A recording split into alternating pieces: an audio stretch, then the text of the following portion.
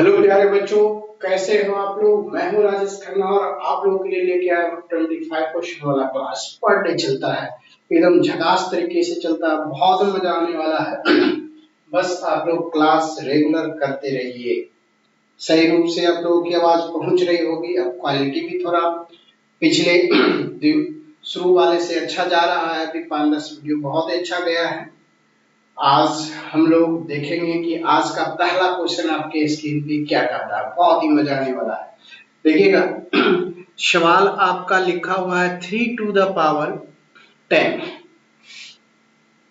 3 to the power 10 into 27 का square और equal to लिखा हुआ है 9 का स्क्वायर और 3 to the power n। इस तरीके से n का मान पूछा। तो सबसे पहले बेस सबका समान कर लेते हैं। देखिए 27 को हम 3 पर पावर 3 लिख सकते हैं। 3 दिया 9 दिया 27 गुना ये पावर में 2 है तो 2।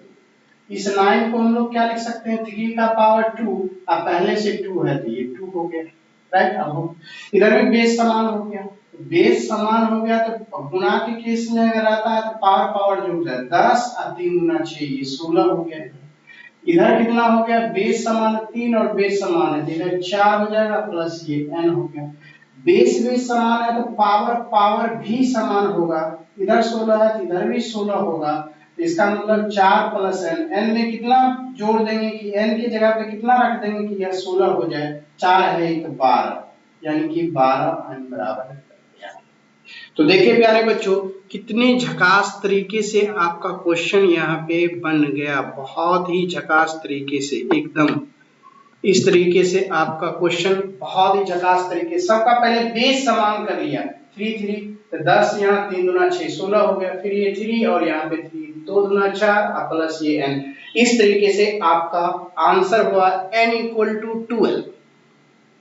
तो चलिए हम लोग नेक्स्ट क्वेश्चन पे चलता हूं। नेक्स्ट क्वेश्चन क्या कहता है, क्वेश्चन नंबर 2। ये आपके स्क्रीन पे रहा क्वेश्चन नंबर 2। देखिए बहुत ही अच्छा क्वेश्चन है। क्वेश्चन नंबर 2 देखेंगे। कहा दो बेलन की त्रिज्या का अनुपात दिया हुआ है और उनकी ऊंचाई का अनुपात दिया हुआ आयतन निकालना है। देखिए यहाँ से सिलेंडर 1 और यहाँ से सिलेंडर 2, रेडियस का रेशियो आपका यहाँ से दी गई है आपका। देखिए कितना अच्छा क्वेश्चन है। देखिए तो आपका रेडियस का जो रेशियो है वो 3:2 दे रखा है। अब प्लस ऊंचाई का जो रेशियो है वो आपका 3:7 दे रखा है। तो आप इसका वॉल्यूम क्या हो जाएगा, सिलेंडर है बेलन है तो इसका वॉल्यूम जो होता है वो पाई r स्क्वायर x। s तो लिखना कोई जरूरी, पाई तो लिखना कोई जरूरी नहीं है क्योंकि पाई तो आपका ऑलरेडी दोनों में कट जाएगा, केवल r स्क्वायर x।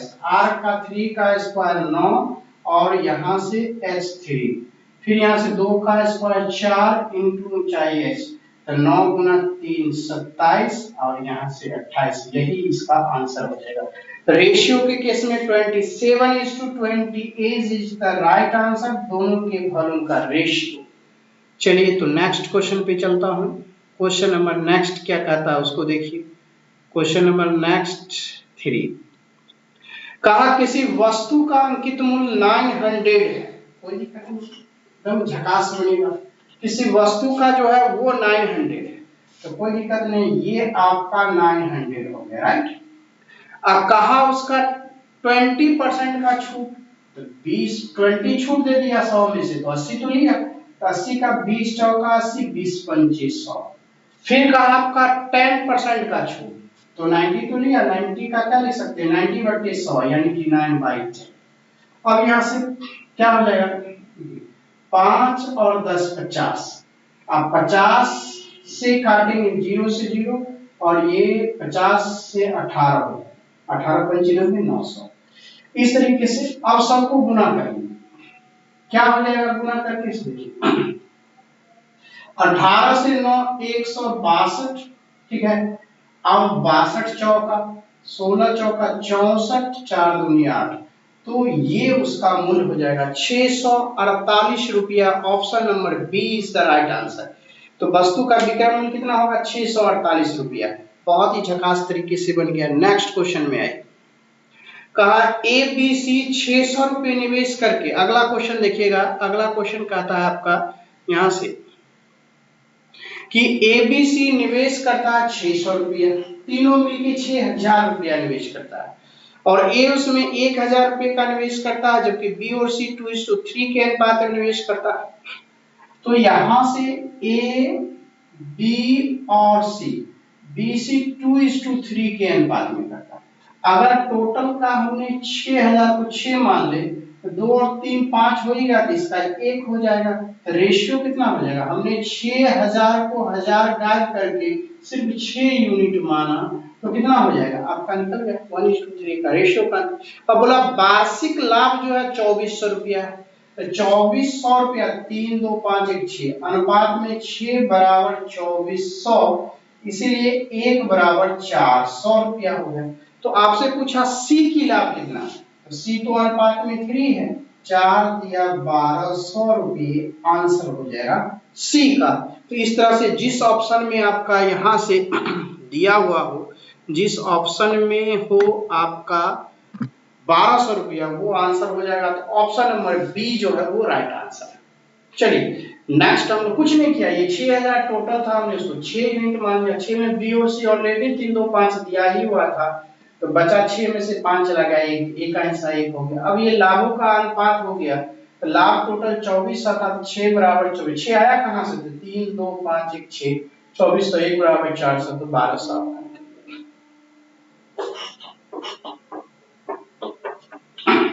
चलेंगे next question, question number next क्या कहता है उसको देखिए। क्वेश्चन नंबर इस तरीके से 5, बहुत ही झकास क्वेश्चन है 5, आपके स्क्रीन पे दिख रहा है।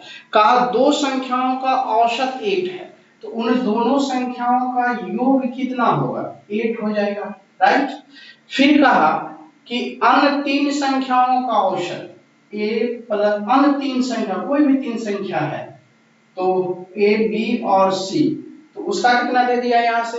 कहा कि 3 है, तो 3 से 3 कितना हो गया, 9। कहा अन्य 3 संख्या का औसत 3, दो अन्य है, तो इसको ऐसे बनाए। कहा कि दो संख्याओं का औसत 8 है, दो संख्याओं का औसत है 8, 2 और 8 योग हो जाएगा 8 दूनी गुणा, अन्य 3 संख्या 3 और औसत है आपका 3, तो टोटल संख्या कितनी हो गई, पहला 2 अन्य 3, 2 और 3 मिलके 5। यही आपका रिक्वायर्ड एवरेज मूला निकालने के लिए कि पांचों संख्या का औसत कितना, 8 गुना ये 16 हुआ, ये 9 हुआ, 25, तो 25/5 दैट इज 5 जो है आपका फाइनली आंसर हो जाएगा। यानी पांचों संख्याओं का एवरेज कितना होगा, 5 हो जाएगा। तो चलिए इस तरीके से आंसर आ गया। नेक्स्ट में चलेंगे, क्वेश्चन नंबर 6 क्या कहता है, ये भी शानदार तरीका है। 6 कहा यदि किसी वस्तु को 240 रुपए में बेचने पर 20% का लाभ होता है, तो क्रय मूल्य कितना होगा। देखिए कितना प्यारा सा क्वेश्चन। कहा कि 240 में बेचा, 240 में बेचा, ये तो विक्रय मूल्य दिया हुआ है, और कहा कि लाभ कितने का होता है, 25% का। तो इसको फ्रैक्शन में यानी कि होल वैल्यू करेंगे तो कितना होगा, 20% का लाभ से 120/100 होता है, यानी 20 छक्का 20 से 20 से और 20 पंचे 100, इस तरीके से। अब इसको विक्रय मूल्य में होल वैल्यू का उल्टा गुना कर दीजिए, यही आपका सीपी दे देता है। तो 6 से कितना 4 40 और 40 पंचे 200, यानी कि उसका सीपी कितना था, 200 रुपया था, निकल गया। लाभ का जितना 20% का लाभ है होल वैल्यू, यानी होल वैल्यू 20% लाभ बोला तो 100 में जोड़ देंगे 20, 120 में 100, और उसी फ्रैक्शन को उलट के गुना कर देंगे विक्रय मूल्य में, तो वो क्रय मूल्य निकल जाएगा। तो चलिए हम लोग 7 पे आते हैं। 7 क्या कहता है, देखिए क्वेश्चन नंबर 7 देखिए, ये भी आपका झकास क्वेश्चन है, परसेंटेज का क्वेश्चन है, बहुत झकास। बोला किसी परीक्षा में 35% छात्र हिंदी में फेल हो गए ना, तो हिंदी में फेल कितना हुए, 35% हिंदी में फेल हो गए, राइट, फेल हो गए। अब कहता है कि अंग्रेजी इंग्लिश में कितना फेल हो, 45% फेल हो गए, किसमें, इंग्लिश में। चलिए कहा कि 20% छात्र दोनों विषयों में फेल हो, और 20% छात्र जो है बोथ दोनों में फेल हो, इस तरीके से।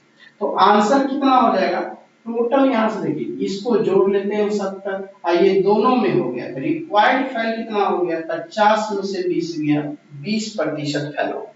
पर गलती लिख दिया 35 और ये 80 हो जाएगा, तो ये यहाँ से 80 में से 20 गया, यानी कि 60% टोटल फेल हो गया।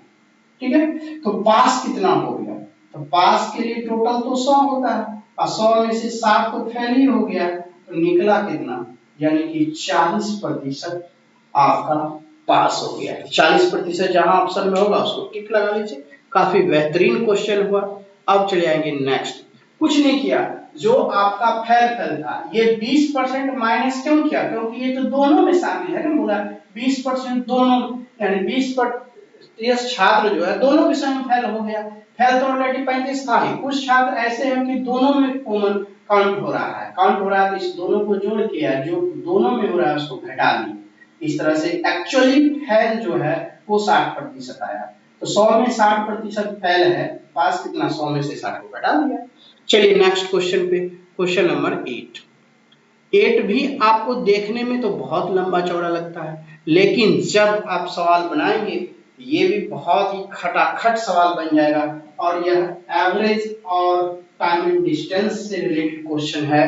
कह रहा है देखिए, कहता कोई व्यक्ति 50 किलोमीटर की यात्रा 25 किलोमीटर प्रति घंटे की चाल से तय करता है।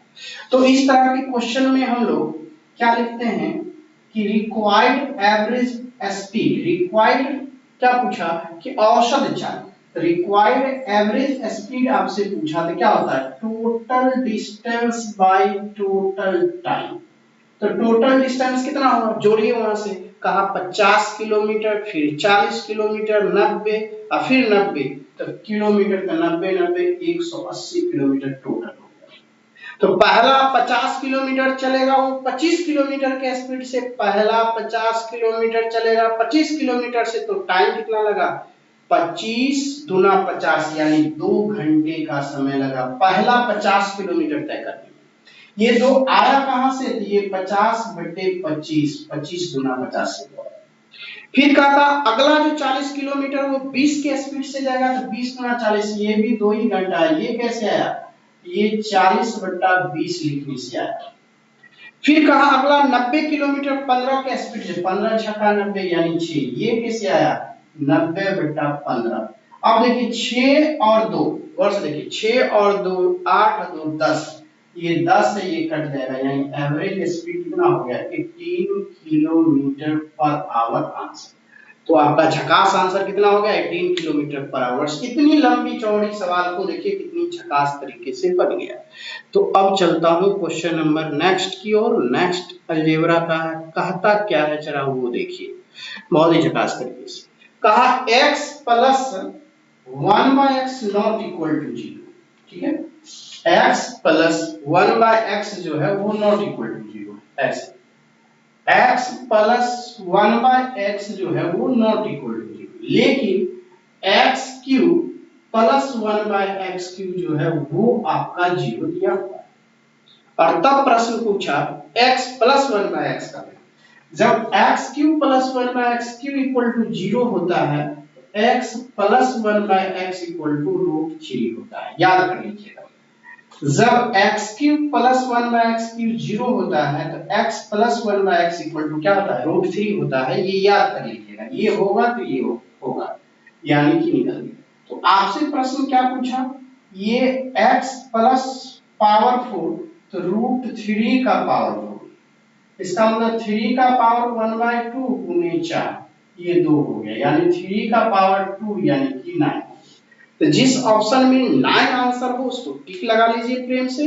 बहुत ही अच्छा क्वेश्चन आ गया, 9 इज द राइट आंसर। अब नेक्स्ट पे आएंगे 10। 10 क्या कहता है वो भी देखिए, क्वेश्चन नंबर 10 ये भी आपका देख के ही टिक लगने वाला है, और ये भी अलजेब्रा का है, तो आप लोग खुद ही टिक लगा लेंगे, मुझे बनाने की कोई जरूरत नहीं है। मैन्युअली कैलकुलेशन देख के ही मैं इतना प्रैक्टिस करा चुका हूँ, ये क्वेश्चन में आपको किसी भी तरह की दिक्कत नहीं होगी। ये 2 दिया हुआ है, इसका मतलब x बराबर हुआ, बस सेटिस्फाइड हो गया। तो आगे कुछ भी पूछा x² 1/x², यहाँ भी 1 + 1 कर देंगे तो ये भी क्या हो जाएगा 2, क्योंकि 1 का स्क्वायर 1 ही आएगा, 1/1 का स्क्वायर यानी 1 ही होगा, तो 1 + 1 कितना आएगा 2 ही आंसर। तो answer is 2 is the right answer, निकल गया। अब चले आइए नेक्स्ट की ओर। नेक्स्ट क्या कहता है वो देखिए, क्वेश्चन नंबर नेक्स्ट कहता है किसी त्रिकोण का लंब केंद्र किसी एक भुजा पर है। तो किसी त्रिकोण का लंब केंद्र किसी एक भुजा पर, एक भुजा पर तो नहीं होती है, लेकिन लंब केंद्र शीर्ष बिंदु पे हो सकती है। लंब केंद्र क्या होगी, समकोण त्रिभुज में शीर्ष बिंदु को होते, परिकेंद्र त्रिकोण के बाहर परिकेंद्र उसी भुजा पर, केंद्रक और लंब केंद्र के साथ ही नहीं। ऑप्शन नंबर ए आप इसमें टिक लगा सकते हैं, ऑप्शन नंबर ए, क्योंकि समकोण त्रिभुज की बात जब होती है तो उस समय जो लंब केंद्र बनता है समकोण वाली शीर्ष पे बनता है, ठीक है, तो वहां पे बन जाएगा लंब केंद्र शीर्ष बिंदु। चलिए नेक्स्ट क्वेश्चन आ जाएगा, क्वेश्चन नंबर 12, ये भी आपका झकास देख के टिक लगने वाला है। कहता है एक त्रिकोण की 3 भुजाएं 5 9 सेंटीमीटर और x सेंटीमीटर तक, x का न्यूनतम मान क्या होता है, देखिए 5 9 और x का न्यूनतम मान यानी x बराबर आपका दे रखा है ऑप्शन में 2 4 3 3 4, यहां से 3 4 और एक और दे रखा है 5, ठीक है। अब ऑप्शन में से चूज करना है, तो आप सब किसी भी त्रिभुज में आप जानते हैं कि दो भुजाओं का योग तीसरी से बड़ी होती है, दो भुजाओं का योग किससे बड़ी होती है, तीसरी से। तो जब x का मान 2 रखेंगे यहाँ पे तो 5 और 2 7, तो तीसरी से छोटी हो गई, इसीलिए यह 2 जो है नहीं होगा। 3 से हटते हैं, 5 और 3 8, ये भी 9 से छोटी हो गई, इसका मतलब ये भी नहीं होगा। अब 5 और 4 9, यानी कि तीसरी के बराबर। किसी भी त्रिभुज में दो भुजाओं के योग तीसरी के बराबर नहीं होता, इसलिए ये 4 भी नहीं होगा, ये 5 हो गया, 5 और 5 10, जो तीसरी से बड़ी हो गई, इसलिए x का जो फाइनल भुजा की माप होगी वो 5 सेंटीमीटर इस तरीके से होगी। तो 5 is the right answer. Next question पे चलिए, नेक्स्ट क्या कहता है, क्वेश्चन नंबर 13। देखिए 13 भी आपको देख के टिक लग जाएगा। कहा cos square 20 degree plus cosec नहीं cos square 20 plus cos square 70, और ऐसा कंसेप्ट मैंने आपको पढ़ा चुका हूं हमारी लेक्चर ट्राइगोनोमेट्री का, और हमारे प्लेलिस्ट में जाके देखेंगे तो वहां पे बहुत सारा लेक्चर ट्राइगोनोमेट्री का डाला हुआ है, तो आप इसका देख सकते हैं कि अगर cos स्क्वायर a और cos स्क्वायर b हो, दोनों कोणों का सम अगर 90 डिग्री हो तो ये 1 होता है, राइट। उसी तरह पे आपका यहां से पूछा cos स्क्वायर 20 डिग्री प्लस यहां से cos स्क्वायर 70 डिग्री का वैल्यू क्या होगा, दोनों कोणों का योग 20 और 70 मिल कितना 90, यानी 1 के बराबर, तो ये आपका 90 हो गया, इसलिए पूरा का वैल्यू 1 हो जाएगा, ये फार्मूला होता है, याद कर लेंगे। चलिए हम लोग नेक्स्ट क्वेश्चन पे चलता हूं। नेक्स्ट क्या कहता है, क्वेश्चन नंबर 14, ये भी बहुत झकास। देखिए 14 किस चैप्टर का, पहले वो देख लेते हैं कि 5 व्यक्ति मिलकर 5 घंटे में 5 चटाइयां बनाती है, टाइम एंड वर्क। देखिए यहां से बहुत ही झकास क्वेश्चन। कहा 5 व्यक्ति, यहाँ पे 5 व्यक्ति मिला, अब कहा कि मिलकर 5 घंटे तक काम किया, तो कितनी चटाई बनाई, 5 बनाई। और वो उसी काम को बोला 10 व्यक्ति मिला, 10 घंटे तक काम किया, बोला कितनी चटाई बनाएगी, 5 से 5 कट गई, तो 5 से यहाँ पे 2, तो x बराबर कितना हो गया 20, कितनी चटाई बनाएगी 20 चटाई बनाएगी, 20 चटाई। तो option number A is the right answer. Question number 15 आ जाइए, बहुत ही प्यारा सा क्वेश्चन नंबर 15 की ओर चलते हैं। देखिए क्या कहता है, कहा a प्लस b 17 और a माइनस b 9 है, तो 4a square plus 4b square क्या होगा। बहुत ही प्यारा सा क्वेश्चन है, आपसे बोला a प्लस b 17 और a minus b equal to 9, ये गिवन है, ये क्या है गिवन है, और आपसे बोला 4a square plus 4b square, अब फॉर्मूला होता है 2 कॉमन, और 2 को कर लीजिए ऐसे, 4 को 2 इंटू 2, ये ए स्क्वायर और बी स्क्वायर। ये जो फॉर्मूला यहां से होता है 2 इंटू ए स्क्वायर बी स्क्वायर का क्या फॉर्मूला होता है, देखिए ए प्लस बी का होल स्क्वायर प्लस ए माइनस बी का होल स्क्वायर। ये फॉर्मूला ए प्लस बी का होल स्क्वायर और ए माइनस बी का थोड़ा सा बड़ा कर देता हूं लिख के यहां से a प्लस बी का होल स्क्वायर अब प्लस a माइनस बी का होल। अगर सपोज कीजिए आप पहले से कि अगर आपको यहां से ये फॉर्मूला मालूम रहता है, इसका ये होता है, तो क्या आप क्या कर नहीं सकते थे, इस 17 a प्लस बी का 17 का स्क्वायर 289 और a माइनस बी का 9 81 यहां से और जोड़िएगा तो ये जोड़ के कितना हो जाएगा, जोड़ लीजिए 9 1 10 8 8 16 1 17 और 2 1 370 370 गुना 740 आंसर हो गया। तो कितना झकास आंसर हो गया 740। केवल ये फार्मूला पे तो है, ये तो डायरेक्ट फार्मूला ही तो लिखा हुआ है कि इसका इतना फार्मूला होता है, बस 2 को छोड़ के 2 इंटू ए स्क्वायर बी स्क्वायर का ये फार्मूला होता है। फार्मूला में प्लस बी का होल स्क्वायर 17 का स्क्वायर 289 9 का स्क्वायर 81 जोड़ा तो उसे गुना किया, राइट आंसर आ गया। तो नेक्स्ट क्वेश्चन देखिए, ये भी लगता है झकास ही क्वेश्चन है, ये भी फार्मूला आज तो लगता है फार्मूला का बौछार है, केवल फार्मूला बेस्ड क्वेश्चन पूछ दिया है और फार्मूला अगर आपको आता है तो फटाफट क्वेश्चन बनेगा। देखिए इतनी प्यारा सा क्वेश्चन सारा फार्मूला बेस्ड है। कहता है यहां से कि x plus y equal to root 3 और x minus y equal to root 2 ऐसा आपका दिया हुआ है, ठीक है।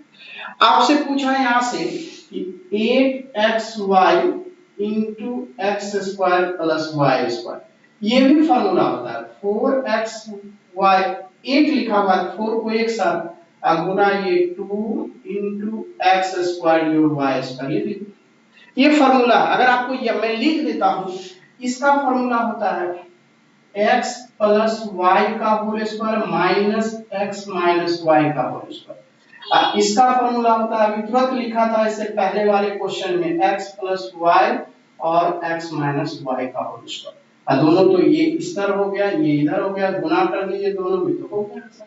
तो आपका फाइनली आंसर क्या होगा, x प्लस रूट 3 का स्क्वायर 3 माइनस रूट 2 का स्क्वायर 2, ठीक है।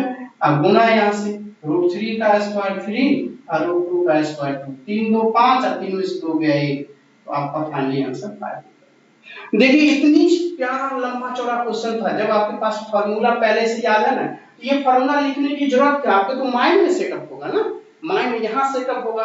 क्वेश्चन तो ऐसे देखिए वो ऐसे है, बस 2 मिनट लिखिएगा आपका आंसर। चलिए नेक्स्ट क्वेश्चन,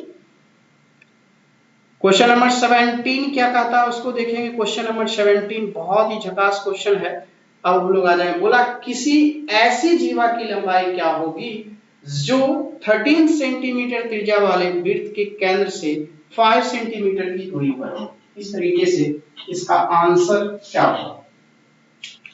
कहा कि किसी ऐसी जीवा की लंबाई, एक यहां से सर्कल ड्रॉ करेंगे ऐसे, और कहा कि 13 सेंटीमीटर त्रिज्या वाले वृत्त में, और यहां से ये 13 हो गया और केंद्र से दूरी कितना कह रहा है 5 सेंटीमीटर की दूरी पे, तो 13 5 और 12 का रिलेशन होता है ट्रिपलेट का, ये 12 और केंद्र से जैसा ही जीवा पर लंब डालते हैं तो जीवा को बाइसेक्ट करती है हाफ हाफ, ये 12 तो ये भी 12 होगा, तो पूरी जीवा की जो लंबाई होगी 12 प्लस 12 होगा, वो कितना होगा, यहां से 24 हो जाएगा। तो 24 इज द राइट आंसर।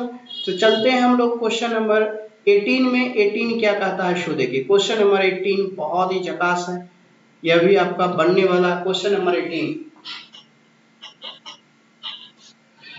यदि किसी त्रिकोण के कोणों की माप 1:2:3 के अनुपात में है और त्रिकोण की सबसे छोटी भुजा की लंबाई 10 सेंटीमीटर है, तो उसकी सबसे लंबी भुजा की लंबाई क्या होगी। बहुत ही अच्छा क्वेश्चन, चलिए बहुत ही अच्छा क्वेश्चन। सबसे पहला तो एंगल का रेशियो दिया हुआ है, एंगल का रेशियो दिया हुआ है ए बी और सी, राइट। क्या दिया हुआ है यहां से 1:2:3 का, तो तीनों अनुपात में 6 और दिया हुआ है 180, एक बराबर कितना डिग्री, तो 30 डिग्री, राइट। तो ये कितना हो जाएगा 30 डिग्री, ये कितना होगा 60 डिग्री, ये कितना होगा 90 डिग्री, राइट। आपका ABC निकल गया। तो अब जब आप गौर से एक समकोण त्रिभुज क्रिएट करते हैं, ड्रॉ करते हैं, ये 90 बना लीजिए, ये 30 बना लीजिए और ये 60 बना लीजिए, राइट। तो आपसे प्रश्न में पूछा कि सबसे छोटी भुजा की लंबाई, तो सबसे छोटी भुजा की 10 के सामने की भुजा ये 10 हो जाएगी, छोटी 10 हो गई। तो जब ये 10 हो गई 60 के बगल में, तो 30 के बगल में कितना हो जाएगा 10√3, इसी का √3 गुना होता है। ये जो 90 के सामने होता है 60 के बगल वाले का दुगुना यानी कि 20 हो जाएगा। तो आपसे प्रश्न में पूछा क्या, उसकी सबसे लंबी भुजा की लंबाई। तो सबकी लंबी भुजा क्या होता है, सबसे बड़े कोण की सामने की भुजा सबसे लंबी होती है। तो सबसे बड़े कोण आपका 90 डिग्री है, तो इसके सामने की भुजा यही होगी, यानी 20 सेंटीमीटर ही आपका सबसे बड़ी भुजा हो जाएगी, ग्रेटेस्ट साइड इसको बोलेंगे। आंसर हो जाएगा 20 सेंटीमीटर। तो देखिए कितना झकास आंसर हो गया, 20 सेंटीमीटर ग्रेटेस्ट साइड निकल गया। चलिए नेक्स्ट क्वेश्चन पे आता हूं, क्वेश्चन नंबर 19। यह भी देख करके टिक लगाने वाला है, सॉल्व करने वाला नहीं है। मैंने आपको बताया था ट्रिग्नोमेट्री का बहुत सारा लेक्चर मैंने अपनी चैनल उड़ी एकेडमी पे दे रखा हो, जिसके प्लेलिस्ट में आप जाके वहां से ट्रिग्नोमेट्री का थ्योरी ये पढ़ सकते हैं। मैंने उसमें दे रखा है कि कोई भी ट्रिग्नोमेट्रिकल फंक्शन और उसी ट्रायंगुलर फंक्शन के वर्ग का योग अगर 1 दिया हुआ हो, तो आगे जितने भी ट्रायंगुलर फंक्शन होंगे उसके वर्गों का योग हमेशा 1 के बराबर होगा। तो ठीक उसी प्रकार से यहाँ भी cos a अब प्लस यहाँ से cos स्क्वायर a 1 दिया हुआ है, तो आगे जितने भी ट्रायंगुलर फंक्शन होंगे sin स्क्वायर a इसी का स्क्वायर यानी 4a इक्वल टू 1 के बराबर होगा। तो ये कुछ करने की जरूरत था ही नहीं। अगर cos a plus cos square a equal to 1 दिया हुआ है, तो आगे जितने भी ट्रायंगुलर फंक्शन जैसे sin स्क्वायर a दिया हुआ था, इसी के वर्गों का इसी का वर्ग कर दीजिए, sin स्क्वायर a का वर्ग कितना हो जाएगा sin 4a इक्वल टू 1 हो जाएगा। इस तरीके से ये झकास आंसर हो गया। क्वेश्चन नंबर 19 पे आ जाए। क्वेश्चन नंबर 19 क्या कहा, ये आपका 19 समाप्त हुआ, अब अगले क्वेश्चन 20 पे आइए, ये भी आपका झकास है। तो ये क्वेश्चन नंबर 20 क्या कहता है, इसको देखिए। क्वेश्चन नंबर 20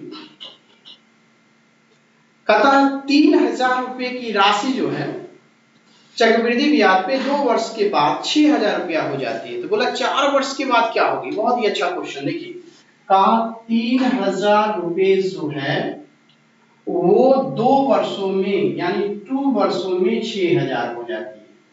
तो इसका मतलब 3000 से दुगुना हो गया यानी 2 टाइम्स हो गया, राइट। अब प्रश्न में पूछता है कि 4 वर्ष का ब्याज क्या हो जाएगा। तो 4 वर्ष में हो कितना जाएगा, ये 2 वर्ष में हो गया 2 गुना, तो 4 वर्ष में कितना गुना हो जाएगा। तो 4 वर्ष में ये 2 का ये 2 से 2 का गुना किए, 2 दूना 4 है, 2 का गुना आपका 4 है। जितना गुना होता है पहले वर्ष से दूसरे वर्ष में वही हुआ पावर के रूप में आ जाता है। तो 2 का पावर कितना हो गया 4 गुना हो जाएगा। तो पहले वाले धन का धन कितना हो जाएगा 4 गुना यानी कि 4 या 12,000 रुपया हो जाएगा। तो 3000 से 12,000 हो गया 4 वर्ष में, 3000 से 12,000 हो गया 4 वर्ष में। तो ब्याज कितना हो गया, सीआई कितनी हो गई, ये हो गई 9,000 रुपये। यही आंसर हो गया 9,000 रुपये। देखिए प्यारे बच्चों कितनी झकास तरीके से मैंने बताया कि पहले तो 2 वर्ष में 3000 से 6000 हो गया, इसका मतलब दुगुना हो गया। अब कहा 4 वर्षों में वो कितना ब्याज हो जाएगी। तो 2 से 4 वर्ष होने के लिए कितना से गुना करना पड़ा, 2 जितना से गुना करना पड़ता है उसी को अगले टाइम्स में पावर में रख देते हैं। पावर जितना आता है वो अगला टाइम्स होता है। 2 का पावर 2 4 हो गया, यानी 4 वर्ष में 4 गुना। जो धन पहले 3000 थी 4 गुनी हो जाएगी तो 12,000 रुपये हो जाएगी। तो 3000 से 12,000 हुई तो 3000 में कितना जोड़ना पड़ा 9,000, यही 9,000 इंटरेस्ट हुआ, कंपाउंड इंटरेस्ट हुआ, चूंकि चक्रवृद्धि ब्याज का केस का रहा। अगला क्वेश्चन चलेंगे, ये भी झकास है। क्वेश्चन नंबर आगे का देखिए, बहुत ही प्यारा प्यारा क्वेश्चन सब आता है, चूंकि आप लोग भी तो प्यारे प्यारे हैं। बोला किसी प्रकाश स्तंभ के शीर्ष से 2 पोतों के अवनमन कोण यानी एंगल ऑफ जो आपका एलिवेशन जो दिया हुआ है, देखिए यहां से अब यहाँ किसी प्रकाश स्तंभ के शीर्ष से 2 पोतों के अवनमन कोण है 45 और 30 डिग्री है। तो बोला कि 2 पोत परस्पर 200 मीटर की दूरी पर, तो प्रकाश स्तंभ की ऊंचाई क्या है, शीर्ष से 2 पोतों का अवनमन कोण पूरा क्यों, पूरब की ओर है बताया, दोनों है। अब देखिए कितनी झकास है, बनेगा सारा सवाल। अवयवन कौन है, कहने का मतलब यहाँ पे 30 बनाएगा तो ही यहाँ पे 30 बनाएगा, और यहाँ पे 60 बनाएगा तो ही यहाँ पे 60 बनाएगा, राइट। अब कहता है कि 200 मीटर की दो पोतों के परस्पर दूरी है, यहाँ से यहाँ 200 दूरी है, यहाँ से लेके यहाँ तक। तो अब कहता है क्या आपको प्रकाश स्तंभ की ऊंचाई है h।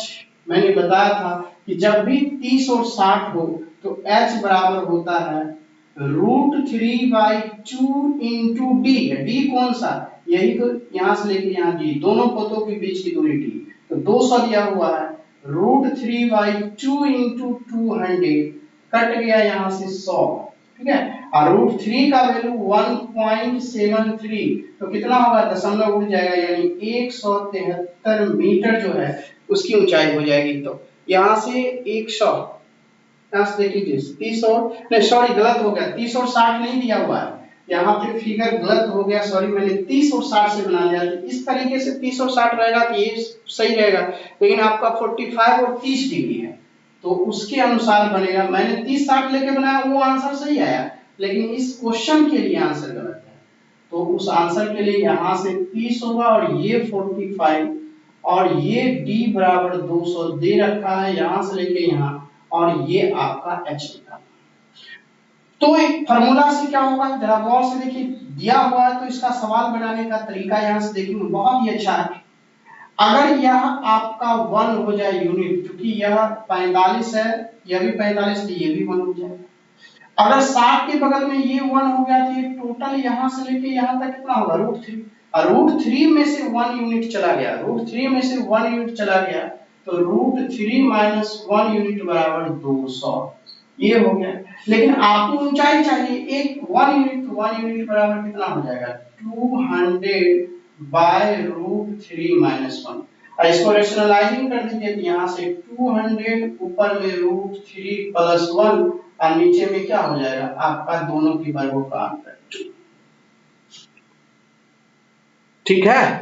अब चले आइए, कहा √3 का मान यहाँ से कितना 1.73, एक जोड़ के तो 2 से ये कितना हो जाएगा 100, तो वो आंसर कितना हो जाएगा आपका 100 और 100 प्लस ये प्लस नहीं गुना आपका 2.73, दशमलव से 100 खत्म, तो फाइनली आंसर 273 आपका आंसर होगा।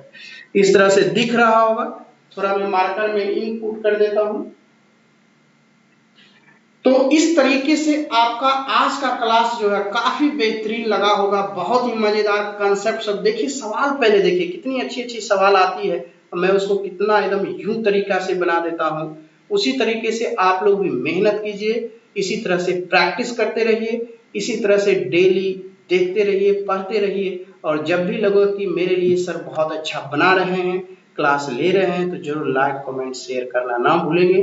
Thank you, bye bye. फिर हम लोग अगले